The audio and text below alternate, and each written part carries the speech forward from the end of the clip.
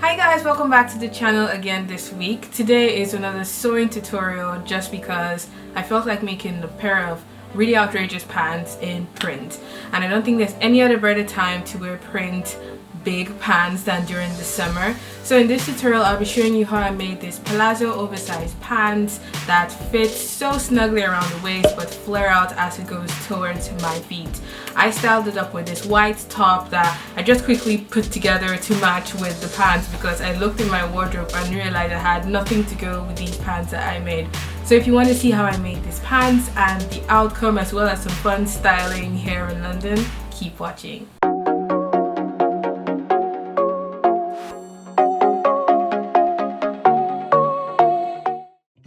For this tutorial, I'll be using a size 10 trouser block. As you would have seen here, I have adjusted it to fit my size perfectly. So the difference between the front and the back is how wide the seat is. So as you can see, the back has a wider seat in comparison to the front one, and this just gives more room to your behind when you have to like wiggle around and move without the chance of your pants ripping. So you can see the difference in the waist as well. So I've exaggerated the width of the trouser leg because I want it to be really oversized and really baggy, just because it's summer and I don't want my legs to be tight and sweaty. So I also would need pattern for the pockets, and I will cut 2 pairs for each side of the trouser. And I would need a waistband facing because I don't want to attach a waistband, I just want a facing for these pants. Now that I'm all sorted for patterns, I will be using this print fabric that I love so much. What I really like about the fabric is this cute little bows that it has everywhere, and I just think they're so adorable and really pretty. And I got myself about 4 meters in total. So I would also be needing interlining to stiffen the facing that I would use around the waistband of the pants so it doesn't fold over while I have it on. And then the usual suspect scissors, big one and a small one, and then I'll need a zip that would fix at the back of the pants. On to the next step. So I have laid out all my patterns in the direction I want, and I have disobeyed the grain line rule here, and I laid it out this way because I want the print to move in a particular direction for these pants.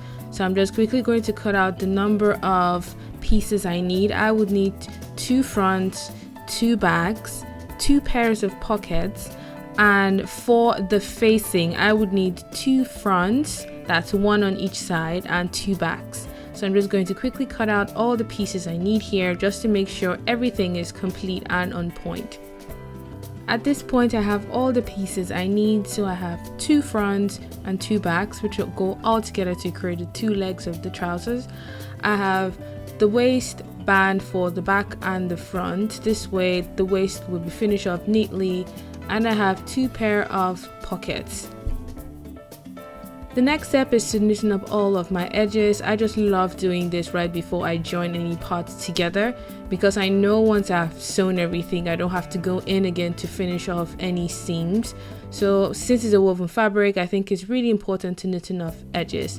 The first step after knitting up the edges is to fix the pockets to the side seam of the pants, and the kind of pockets I'm going to be creating is the invisible pocket. So this pocket sits into the seams and is only visible if you poke your hands in.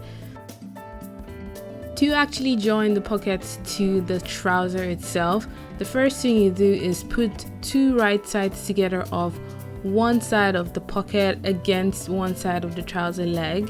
So you do that for the front and you do that for the back, and then to join the front and back panels together you attach all the side seams from the waist around the pocket to the hem. So before I take this to the machine, I'm just going to pin it down real quick so nothing moves around, and then I'm going to sew 1 cm all the way around here.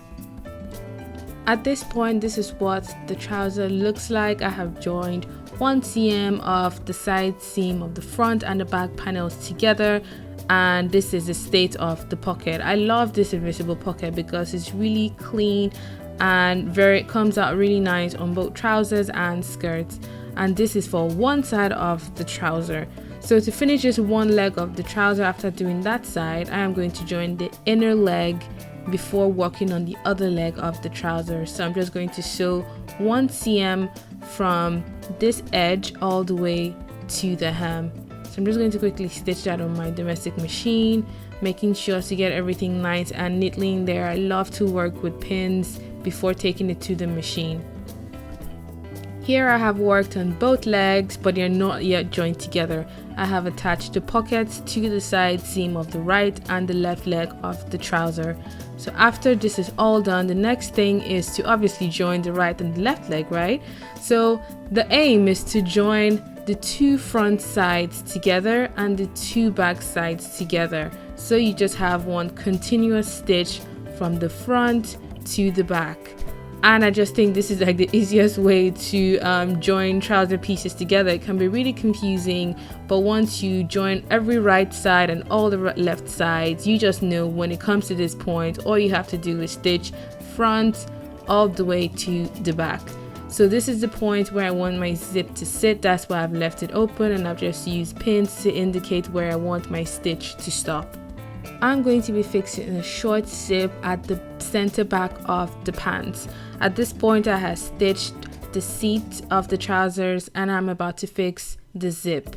So I've just pinned that nice and neatly the way I want it to be before I'm going to take it onto the machine to sew it on the two sides so it's fixed properly to the pants.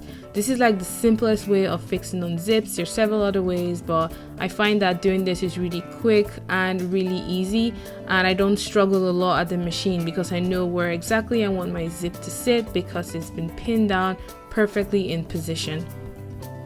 Once I'm satisfied with my zip, it's time to move on to the facing. So the first thing to do is to join the sides and the center front to create one continuous band that would be attached around the waist of the trousers. So the idea is to sew this along the raw edge and then fold it inside out, so you just have like a nice seam across the waist of the trousers. So at this point, I'm just joining all the seams I need to join before going ahead to pin it onto the pants and finally attaching. So this is what the pinning process looks like, and I prefer this to waistband sometimes because it's quite clean and a very neat finish. So I'm just going to pin this along the raw seam. Not really raw, but at this point I don't want it to finish up that way. So I'm just joining side seam to side seam, center front to center front, and then center back to center back. So all I have to do is sew one continuous stitch from one point to the other, and this hides the beginning of the zip as well. So I'm going to sew all the way around here, round the waist until I get to the other end. Using a normal stitch, I am going to sew 1 cm from the hem and sew along the waist of the trousers, joining that to the facing of the trousers. This is such a nice way to finish up pants, skirts, and anything that you don't want to have a waistband. So once that is all sewn, I'm going to fold it inside out and pull out the zips, so the zip of the pants actually finish off at a point where you don't see the ends anymore. That's what I quite like about using facings on a waistband. So once you zip that to the end, it stops automatically at the point where the facing sort of ends.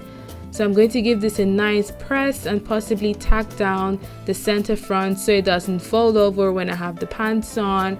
And once that is nicely pressed, it's time to work on the hem of the trouser leg. So what I'm going to do is just fold 1 cm inwards and stitch all the way around with a normal stitch, a normal like machine stitch. And I'm going to do this for the right and the left leg of the trousers. So once that is all stitched, I would take it to my iron. Rather, I would steam it or press it down because I just love beautifully pressed hems and waistbands. So once that is all nicely pressed, the trouser is complete. Oh boy, what a dream it was. I mean, I had something in my head and I was able to make it. That is such a gift and I'm grateful for that. I hope you guys enjoyed watching this tutorial. It was so much fun to make and the outcome is equally really beautiful. Please give it a thumbs up if you enjoyed it, and I would love to know your thoughts in the comment section down below. Until my next one, bye.